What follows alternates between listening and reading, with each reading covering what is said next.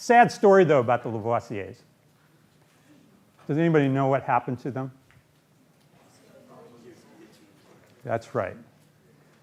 Her father, he married into a business, basically, and the business was in banking. It's kind of banking, but in those times, the regime was being financed through periods of low taxation and high taxation, amounts that tax revenues would vary. They would finance that through these banks. But the banks were very different than our normal banks. These banks actually collected the taxes. So when the French Revolution came along, unfortunately, Antoine was on the bad side of things.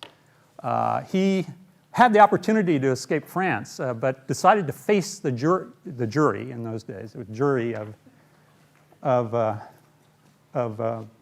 revolutionaries. And the letters came in from all over the world, and they spent about 20 minutes considering his and I think 7 other cases. There were eight men that day. And the head juror said the Republic has no need of savants. And they promptly carried all 8 of them to the guillotine that morning. And the next day, the famous mathematician Legrand came out and said, at great risk to him, so he said it took them but a second to cut off his head.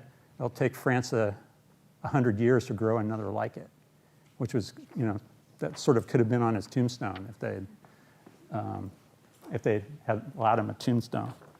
But she went on. After the revolution, they actually felt so bad they gave her back her property, and she continued as sort of the intellectual center of Paris for many years. She married an American, and he was not her intellectual equal, and she booted him out, literally, and went on to continue by herself, as she should have.